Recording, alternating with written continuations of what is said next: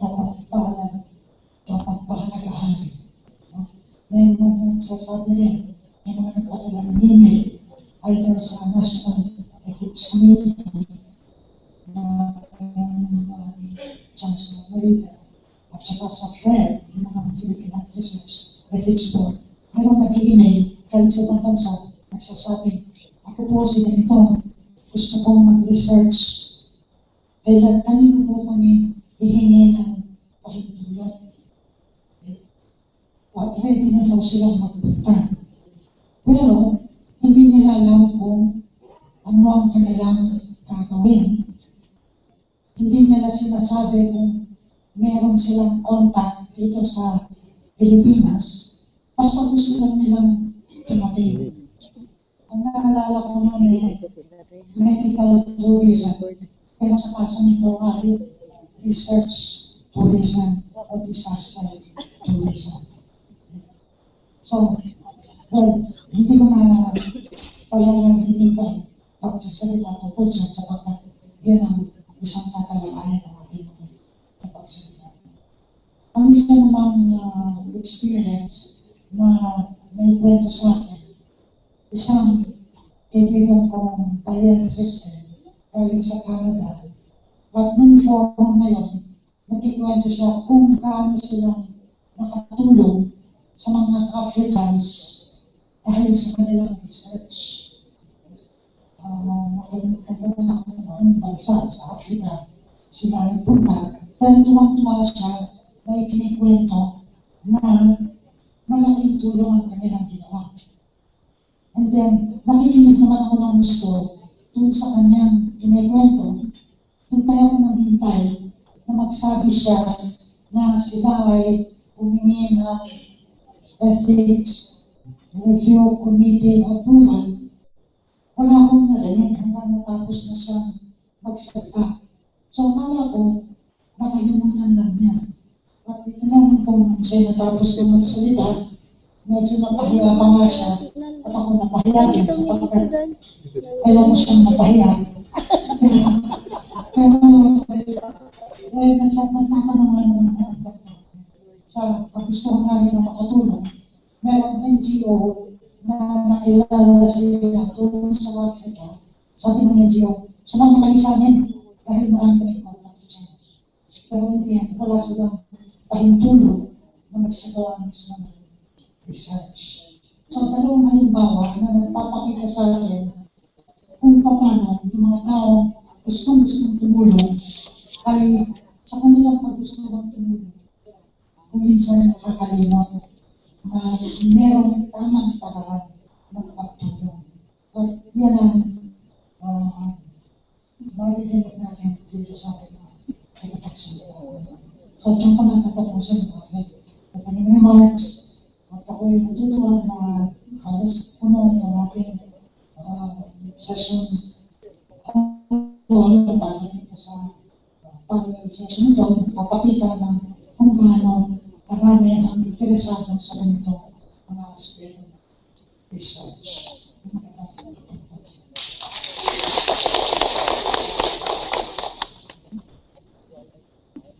Maraming salamat, Professor Berroya, aka Happy. If you're looking at your program, please take out your programs. Nakalagay ditong first speaker ay si Dr. Jeanne Lopez. Pero medyo iibahin natin ng order kasi parang mas bagay na mag-umpisa si Dr. Carl Abelardo E. Antonio of Public Health Research in Disaster Areas. Kasi parang medyo general framework. So I think it would be better na introduce tayo sa disaster area. So si Dr. Carl Abelardo T. Antonio ay isang assistant professor, batang professor sa Department of Health Policy and Administration sa UP Manila College of Public Health. Siya ay nakilala ko nung manghingi ang College of Public Health Training sa ethics. Dahil ang public health ethics kasi ay medyo hindi masyadong maliwanag ang guidelines pa. No? So, we know that the national guidelines for health officers ay mayroong section on research in disaster areas. Pero iba kasi yung binabasa sa ginagawa. No? Iba yung pag ginagawa mo na how to apply this guidelines. So, let us listen to Dr. Carl Aguilar P. Antonio present the framework for public health research in disaster areas.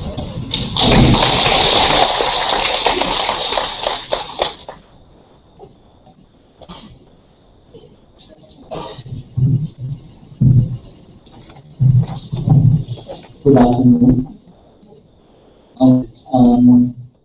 Kanina po nung gumawa ako ni Dr. Marita, sabi na pagpapalitin natin yung sequence ng ating presentation. Hindi na po ako nakahindi kapag siya ay aking guro. At ang sagot lamang sa guro palagi ay oo. Kaya po pinaka-oo na rin. At pagpapakaon na kami po sana, in the next 30 minutes, I'd like to present a discussion on the ethical issues in public health research in disasters and emergencies. And I'd like to start by showing you, can we have the next slide, please? So I broke down my presentation into 3 parts. First, I'd like to look at the disaster situation in the Philippines just to situate and contextualize the presentation. And then move on to what are the fields of public health research as it relates to disasters and emergencies. And finally, what are the ethical issues that surface from these particular research interests and research topics. If you can have the next slide. Okay, so siguro po ito ay alam natin lahat na tayo nagsisimula at magagaling mula dun sa perspektiva. The Philippines is one of the most disaster-prone countries in the world. And in fact, if you can have the next slide, we are actually number 1 globally in terms of the number of disasters that are reported in each country. And there's actually a considerable cost for the number of disasters that we see. Una-una, marami po ang apektado at marami rin ang nasasawi dahil sa disasters nito.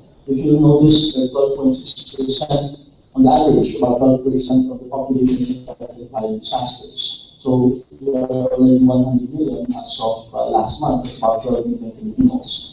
But on top of that, we're actually seeing a high mortality that's 2.1 per 100,000 mortality rate natin in terms of disaster events. And if we compare ourselves with other countries, we're actually in the top 10. I think we're number 5 based on the 2011 report. And there's a concomitant cost of about $1.3 billion. And all of this is driven primarily because of a geographic location. Nasa Pacific Ring of Fire, mahabang coastline, and therefore we're actually exposed to a lot of hazards, earthquakes, volcanic eruptions, floods, typhoons. But those are the natural types. But we also see man-made disasters, aside from armed conflicts, which we see in some parts of southern Philippines. We also have floods brought about by poor urban planning in some of our major cities. We've also seen some flash floods, which is the first time it was documented in the world. Some nabundok ng basura at tumuho sa napakaraming tao. And therefore, we in the public health sector are interested in conducting research in this particular field as we fulfill a mandate, which are basically the 3 P's of public health. The first one is to prevent disease, the second one is to promote health, and the third is to prolong life. Now, I'd like to present a framework situating public health research in terms of emergencies and disasters. Parang nakita pa lang aking location. I'll turn around a bit because I can see the screen also. Okay, so I tried to fuse the different domains and different disciplines of public health with respect to the anatomy or the framework of disaster preparedness and response. So in the first column, you'll see the different fields of public health as we have it in the College of Public Health, and there are 7. On the bottom part, if you notice, we look at the microorganism. We look at the sub-individual level. But as we go up, we actually already contextualize the occurrences inside the body and the interaction between the person and the external environment in terms of human behavior, in terms of health policy, and of course in terms of its impact to the environment. Now, public health research actually can occur in the 3 different phases of the disaster. It can happen before the event, it can happen during the event, so it can happen during the event, the second column, the third column is the event, and the fourth column is after the event. And the objective of public health research is really to address the interaction between the hazards that are present as well as the communities.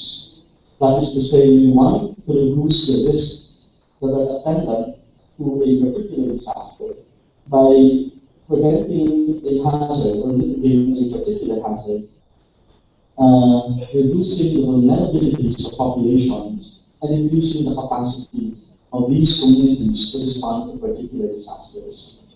And therefore, if you look at the second part, the lower part of that table, I gave some examples of the types of researches that we actually conduct.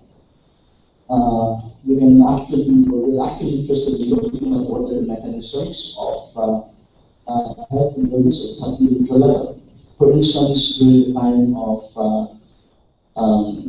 the flood brought about by Habaga 2 years ago, there was a research conducted in the College of Public Health that characterized the different species of leptospira that was found among the patients who had developed leptospirosis with bacteria.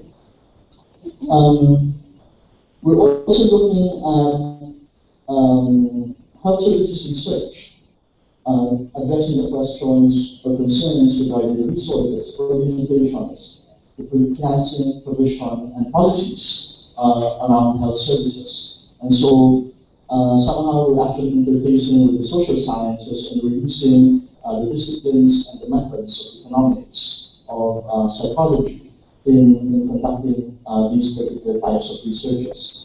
Of course, we also do research to identify the frequency, the distribution, and the determinants of health and disease, and that's the domain of epidemiology. And finally, we'd like to look at how can we promote health at the environmental level, and so find out what are the touch points between the person and the community and the external environment. So dito po umiinog lahat ng public health research in terms of disasters.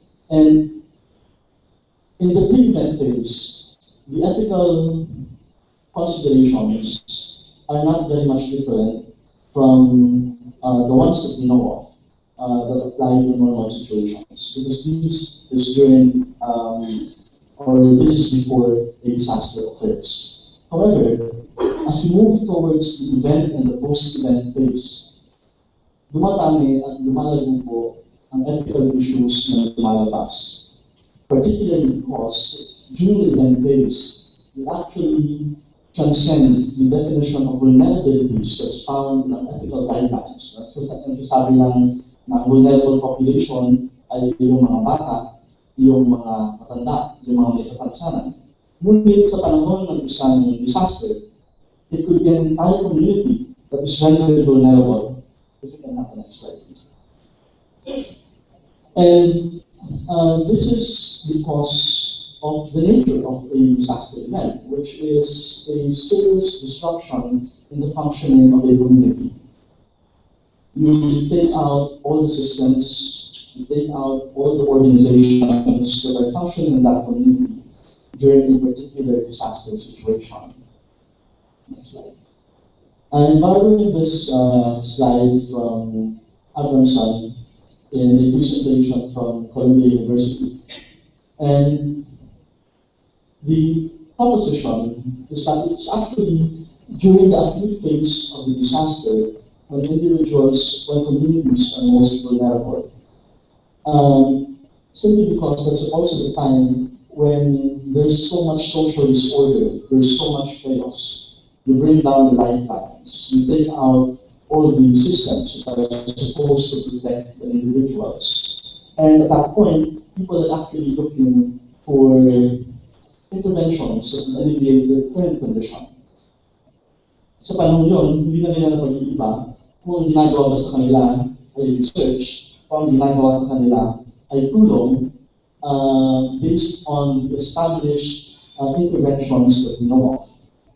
So, however, after some time, the community will recover, the systems will be restored, and so vulnerability will start to go down. Please. Now, I borrowed this from one of the articles that came out in the Asian Bioethics Review, citing some of the ethical issues in disaster situations. Foremost of which is the issue of scientific rigor and professional competence. I heard our speaker earlier saying that during that time of a disaster, biglang nagtatagsaan, daming gustong magsagawa ng research, and in the literature they call them parachute researchers. Yeah. Wait lang, sir. 20 minutes pa. Okay, they call them parachute researchers, coming in and out of a particular country, taking data, taking samples of human tissue to study for whatever purpose that they may be. In disaster events, we may not have a functioning ethics review board. Maaaring sila din ay biktima ng disaster. Maaaring wala rin tayong mga community leaders who can actually decide on this particular issue. And I recall one time, prior to my stint in the university, I was working for a local government unit. And my area specifically was a flood-prone area. It was located beside a creek. After one of the rains that we had, Habalaga, binahan yung isang area, tumaas ang level ng tubig, nalubog ang karamihan ng mga bahay. I was the health center physician. It was the second day after the event. And we were busy distributing doxycycline for leptospirosis prophylaxis.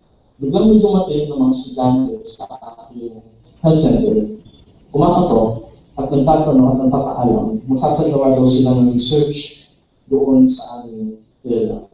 They want to find out, first is the extent of the disaster, so they wanted to find out the number of those affected, the characteristics of those affected, but they also wanted to find out what the coping mechanisms of these particular people. And these are fourth-year college students. So the first question that we asked them at that time was, do you have any ethical clearance from your school to conduct the research? Ang sabi sa akin ng estudyante, sabi po ng teacher namin, sabi ng advisor namin, hindi daw po kailangan ng ethical clearance ng aming research. So I said, granting that you are exempted from an ethics review because you are going to do a survey, and the National Ethical Guidelines says it can't be exempt from review if you are going to collect data from those particular individuals using a questionnaire. The next question was, are you competent to handle that particular situation? Sabi ko sa estudyante, paano pag pumiyak sa iyo ang nanay? Paano pag tinanong ka kung anong gagawin sa kanyang anak na may sakit? Paano kung tatanungin ka kung paano inumin ang doxycycline? how would you respond to that particular question? And the student was not able to answer me. And so I said, please go back to your school, talk to your advisor, tell them I won't allow you to conduct research in my area because of the issue of the competence of the researcher conducting that particular study. So nagmamasaka lang si Dr. sabi ko, no, my community is already vulnerable. You can't come inside that particular community. Although of course I understand students, they're trying to fulfill a particular requirement. At inutusan lang din naman sila ng kanilang tao. Which now highlights, I think, 2 or 3 important issues, ethical issues. One, aside from the competence of the students, the second is actually the readiness of our schools. When faculty members send out their students to conduct research, there's always that notion that student research is exempt from ethics review. And I can never find that in any particular guideline. But the second important, I think the third important thing is the understanding as well of the community with respect to the ethical guidelines governing research. Nagkataon, at that time, I just completed my training in bioethics from the National Institutes of Health. Kaya alam ko ang sasagot sa kanila. But what about other areas? What about other places where the people are not even aware that there are ethical guidelines guiding health research? Papasok ang tao, kukuha ng datos, aalis. Now, and it relates actually to the quality and adequacy of ethics review. Aside from those students, we have to understand that there's actually a certain timeline for the collection of data during a disaster situation. As much as possible, we'd like to collect it, if it's part of the methodology, to collect as near as possible to the event, to reduce the call bias. Or sometimes we may need some blood samples, and that's the opportunity of those particular samples. But we know that ethics review takes time. In UP Manila, we asked Dr. Matarin, sir, are you around? I just spoke to him, but he said the average turnaround time is actually 2 to 3 months. When the disaster strikes now and we need to conduct the study tomorrow, we can't wait 2 to 3 months to carry out the ethics review and therefore postpone the research.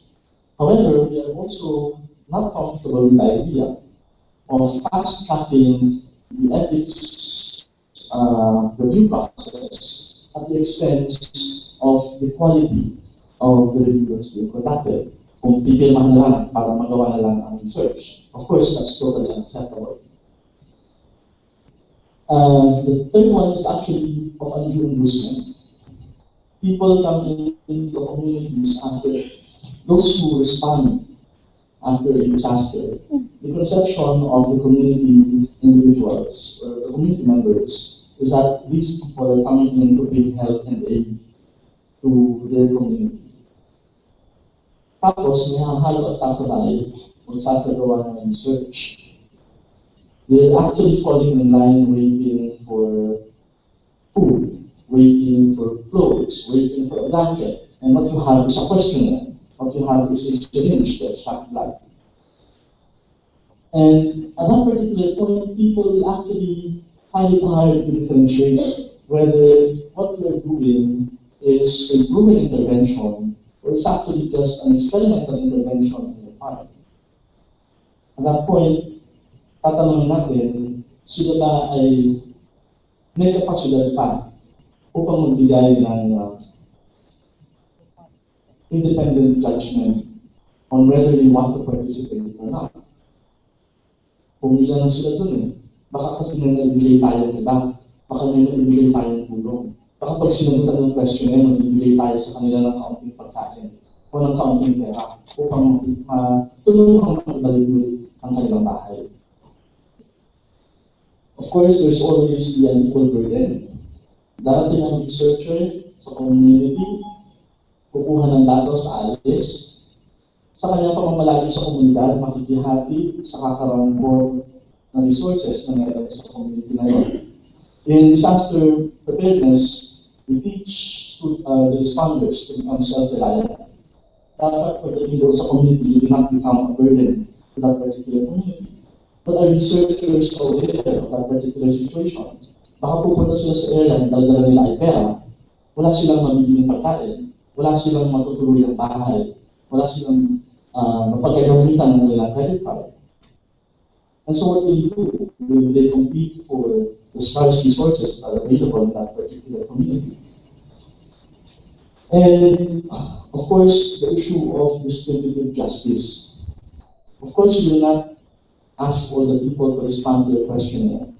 And supposing the ethics committee says, okay, for every respondent you give a certain emolument to them, either in the form of cash or in kind. Pero nag-random sampling ka kasi. How about those who are not selected? And then they see their neighbors receiving something from you. But what about the rest of the community?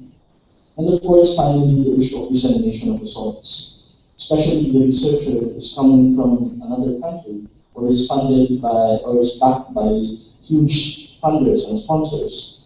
They publish it in a peer-reviewed journal abroad. Tapos, hindi nakikita ng mga tao sa komunidad kung ano ba talaga yung pinag-aralan tungkol sa kanila. What were the findings that were sourced from the particular area? Now, having said all of these, ang tanong ngayon sa atin is how do we balance the need for emergent information? Because definitely there is a need for research at that particular event and at that particular instance. But how do we balance it with ethical principles and considerations as well as the reality of the ethics review process? Hindi lang naman siguro sa Pilipinas matagal ang proseso ng ethics review, but it is actually part and inherent to the system because we need to document that we've actually complied with all the guidelines of our existence. Sa aking paghahanap, if you can have the next slide, I came across this recent topic.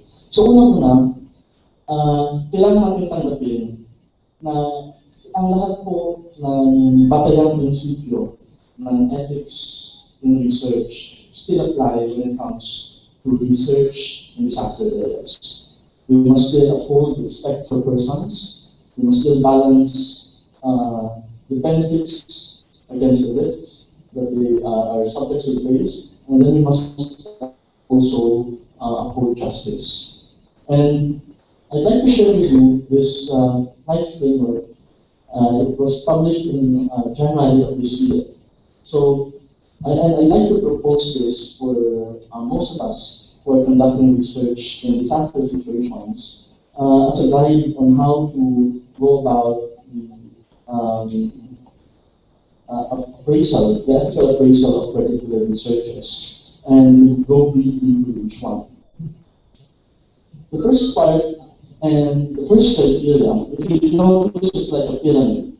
So it actually highlights the interrelationship between the different clusters, as well as the priority that we give to each particular cluster.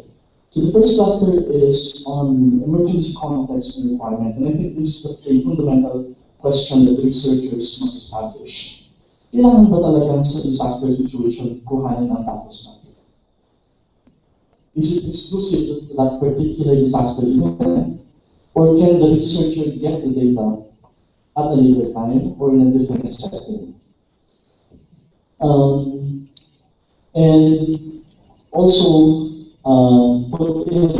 if the answer to that question is yes, doon lang kailangan gawin at doon lang makakakuha ng datos, then the researcher must also be able to establish the risk-benefit ratio, meaning to say that there is actually greater benefit that will accrue to the community when they participate in the research. And of course, you have to look at the mitigating strategies for planned and potential effects that may come out from that particular research.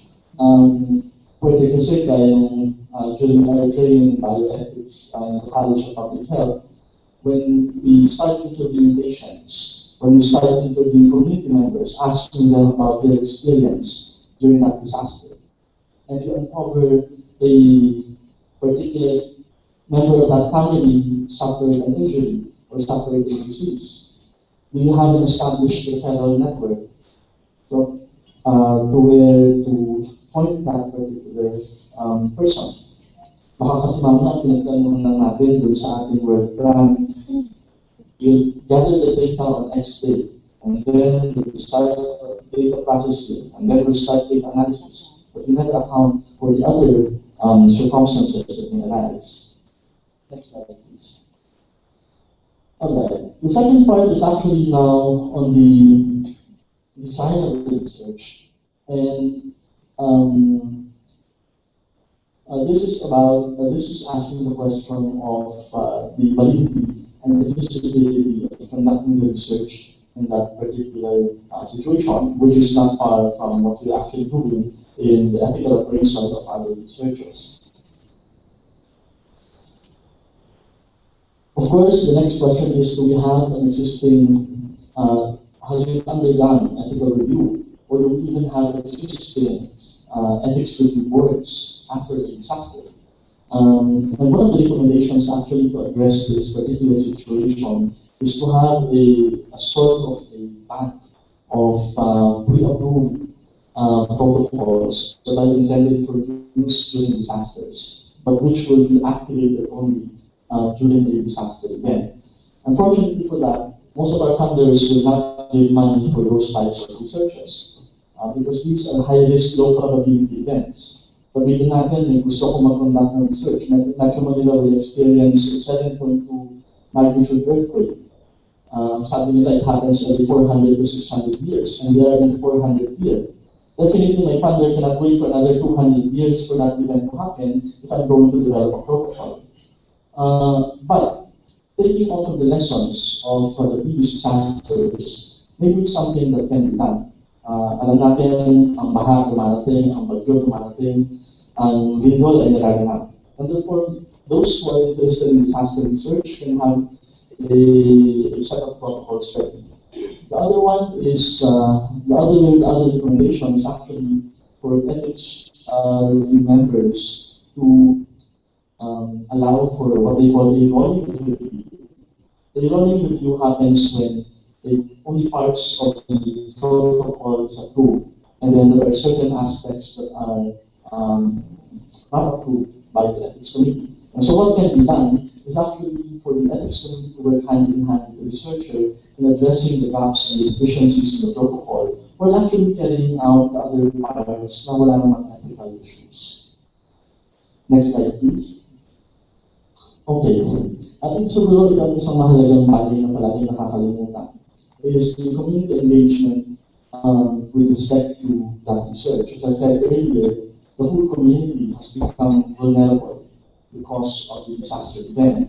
And therefore, all the more that we need to engage them and to make sure that they're actually partners in the whole research process and they understand ano ba yung kinukuha natin sa kanila, para saan ba yung paggagamitan ng datos at may mapapala pa sila pag sumali sila dun sa research na ginagawa natin.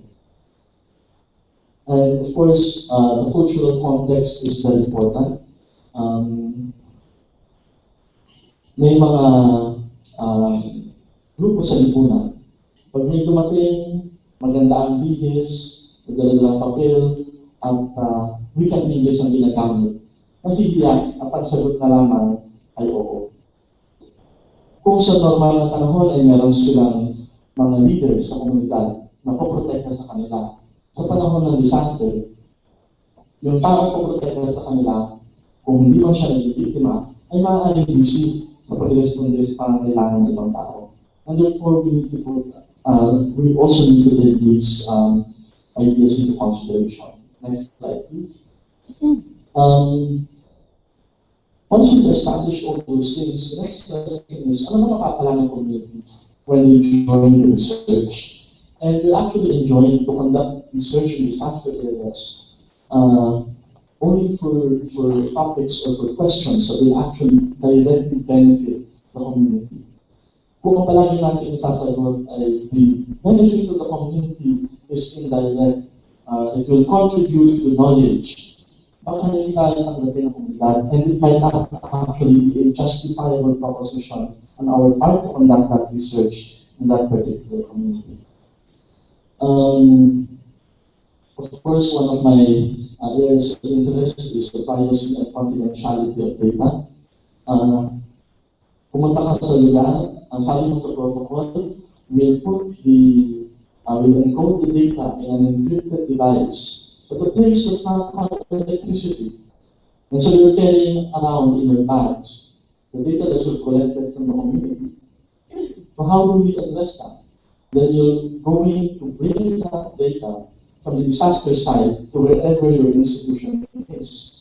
Do the people understand that that's what's going to happen? Are there contingency measures? You brought it along with you on the plane, check-in baggage. Na-delay yung flight mo, o kaya na-delay yung flight ng baggage mo. Then how are we going to answer for that particular data? Hindi naman iniisip ng researcher, we're not considering those things. But in this particular instance, they're actually a very vulnerable group. And this is all the more relevant, especially if we're going to take human tissue to study, and we're going to transport it across borders. Finally, and my time's up, as a final slide na po tayo. The last item actually, after we consider all those things, saka pa lang tayo papasok at matatanong tungkol din sa informed consent process. Because if at the earlier parts, the finding is that the research should not push through, or there are actually a lot of problems and issues with the first 5 clusters, then the ethics committee should not proceed anymore and send it back to the researcher to improve on. But how do we conduct informed consent? It takes about 30 minutes to 1 hour to do the whole informed consent process. But how do you do it in a disaster situation? Again, it should be outlined in this particular section of the research. So, what's the bottom line? Unang-una, tinatanggap po natin na dapat natin maunawaan that research in disaster situations and disaster events is very crucial, especially as we face a lot of these challenges in our country. Hindi lang taon-taon, but actually every day something happens. However, the second more important consideration is that there are a lot of ethical issues that surface from this type of research. Therefore, not only must there be a competent ethics review committee, pero kailangan din ay empower ng researchers at alam nila, naunawaan nila na ito ang sitwasyon sa isang disaster area. They may have, or we may have, the good intention of helping them by producing and generating knowledge, but in the acute phase, generating knowledge may not be of value to that particular community. With that, I'd like to end my talk. Thank you very much for your kind attention.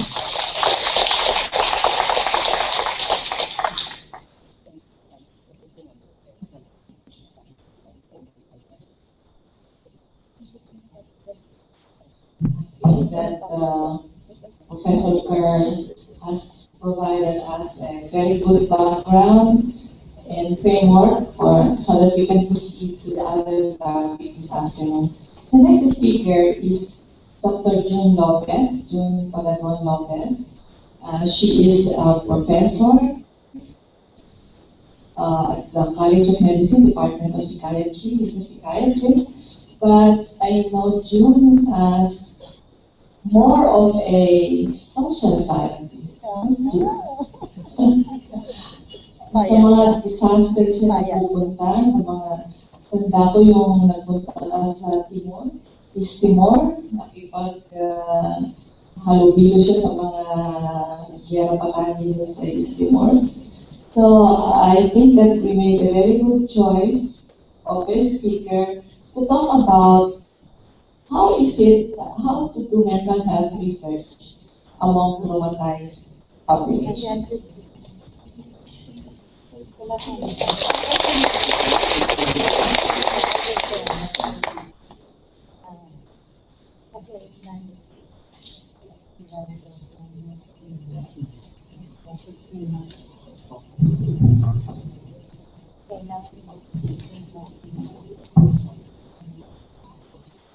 Magandang hapon po sa inyo lahat.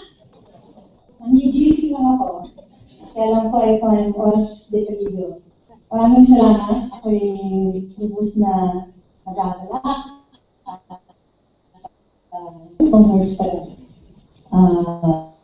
Dahil ako nandito rito, gusto kong batiin ang aking classmate, Dr. Ricky Duet, convener ng organisasyon na conference na ito at si Dr. Jeanne Montoya na siguro sa taon ko na hindi nakikita mula nung siya ay umakyat sa kanyang kinalulutukan ngayon. Dati kami ni si Jeanne ang nagsimula ng community-oriented medicine, college medicine. Kaya, nice reunion. Natutuwa ako ngayong hapon na ako ay nandito dito sa napakalaking konferensya na ito dahil sa mental health na maaari natin tawagin kalusugang pangkaisipan o lusog isip. Yan yung title na inisip ni Dr. Berroya nung siya ay partner ko rin. Ay isang masasabi natin orphan ng research. Paparinig ako kay Dr. Montoya. Orphan, bakit?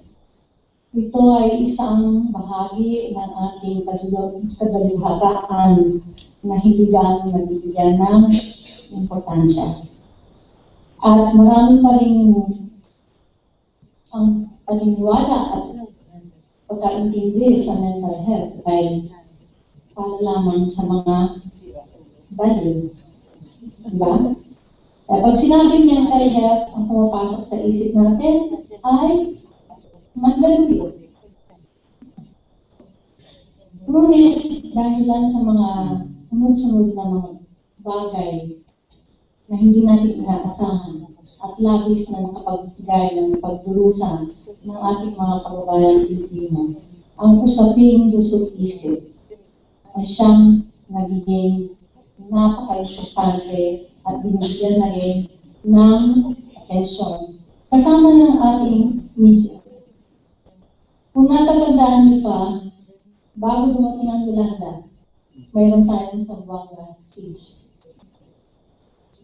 Sa kasawiang palad, hindi pa tayo nakaka-respond sa Zamboanga siege. Dumating ang Bohol earthquake. Naghahanda ko lang mag-respond sa Bohol earthquake. Dumating naman ang Yolanda. Sa lahat ng dapat nating ayusin sa pisikal na larangan lang ng disaster, hindi natin masisisi na makakalimutan ang damdamin at kaisipan ng mga taong nasalanta itong mga kalamidad na ito. And yet, we have to be so alarmed and scared. What are all these catastrophes add to the natural disasters, armed conflict? What are all these doing to our countrymen? What are all these doing to the way we think as Filipinos? You go to the far-flung areas affected by natural disasters as well as armed conflict, ang lahat nakatunganga sa iyo. Ang unang tanong, ano po dala niyo? On the part of us responders who are also so tired, we cannot but say to ourselves, ano ba yung mga taong ito? Naging palakasan na. Wala na silang magawa. Hindi na sila makatayo sa sariling paa. So we judge them as being passive and dependent. And it tears my heart for even our government officials to sometimes, hindi ko sinasabing lagi, to see this passivity in our people as an excuse to even disempower them more or to dismiss what they are thinking. Tama? Kaninang umaga, nasa session ako nung nagsalita ang ating kaibigan na si Nestor Burgos ng Lake Choir. At ang gaganda ng mga tanong. At may mga survivors dun sa audience. First of all, may tumayo. Please, stop calling us victims. Right? And should we continue to influence our minds with all these stereotypes? Yung mga haka-haka natin sa mga nangyayari sa ating mga kababayan, samantalang hindi man lang tayo nakakatuntong kung saan sila naroon. And this is to me the first ethical imperative. Kilalanin mo ang iyong pinag-aaralan. Hindi lamang sa pamamagitan ng pagtatanong, kundi sa pagsalamuha at pakikinig sa kanila bago mo pagtanong ang iyong research question. Yes, it is lamentable that mental health is the least of our priorities, not only in research, but in disaster response. A book that recently came out, this thick, on global health, has 3 pages on mental health. Not even a chapter. Nakaiyak, di ba?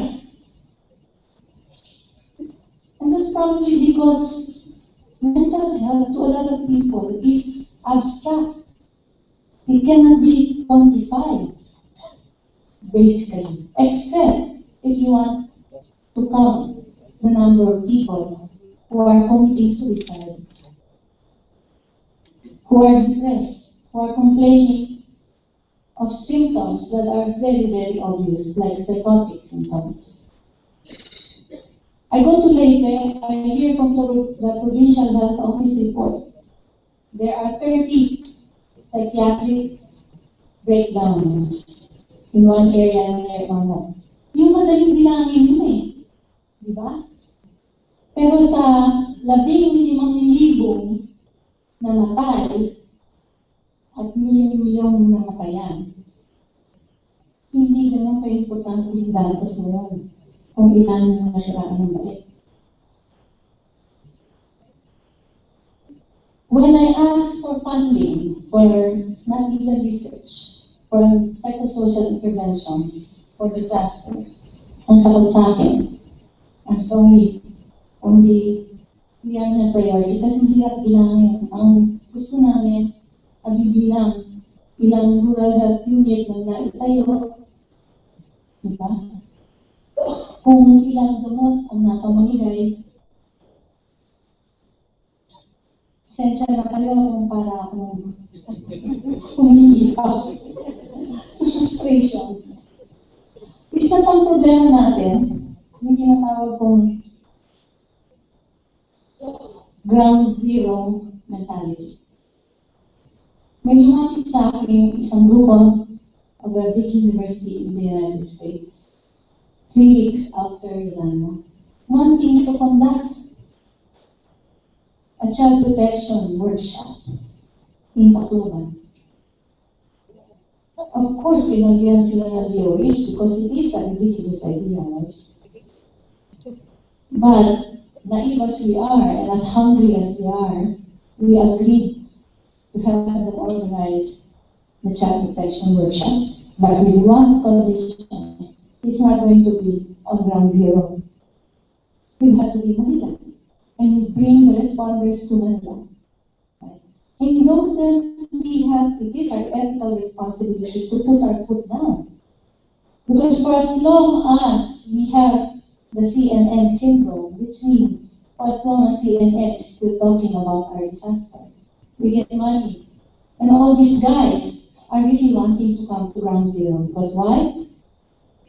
To my suspicion, the first 3 slides of the American resource persons were about the list of ground zeros that they have made. What does this mean? One reality you have to accept. As cynical as I might sound, humanitarian aid is not an industry. With that, I'd like to start.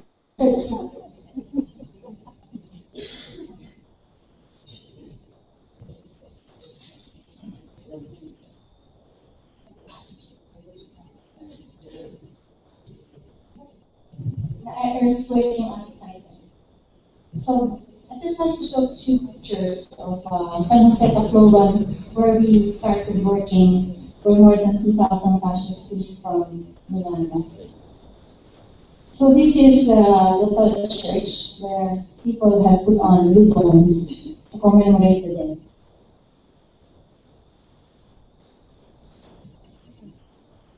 And this is how San Jose, which is right beside the shoreline, looked in January and still looks the same way today, 8 months after.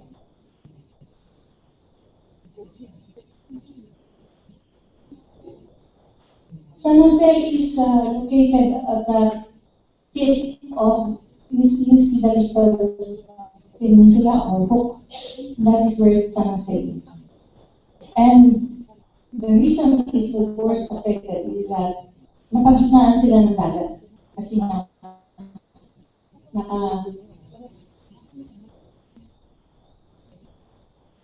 this is in January when I went there first to do a needs assessment.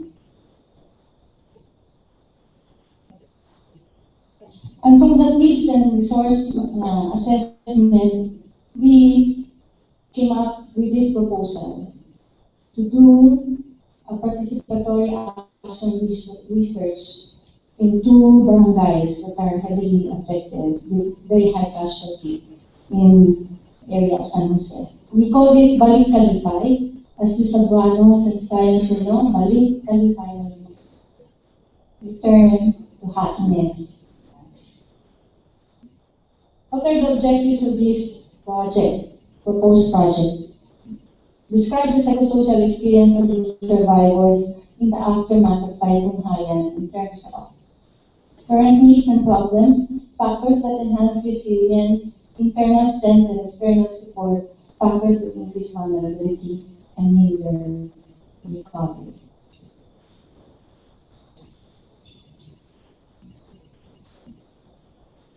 Also, we want to elicit community parameters for evaluating interventions to receive post-Haiyan. Most of the time, when we evaluate what we're doing, we're evaluating it from our own eyes. We never ask people.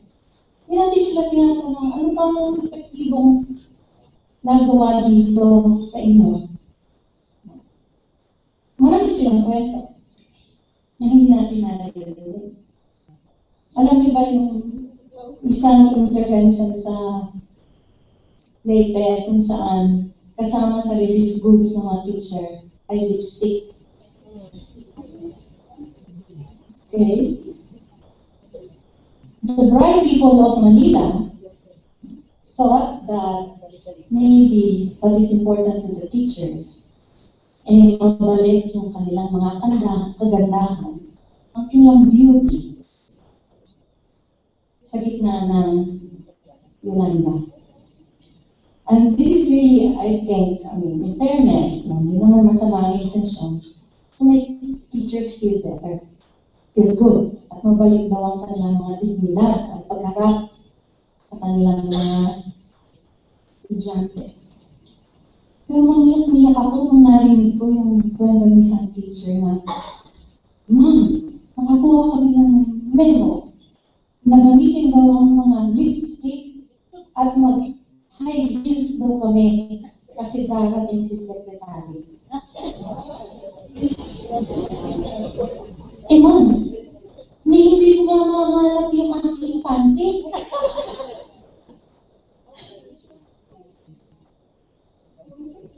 mindlessness of it all.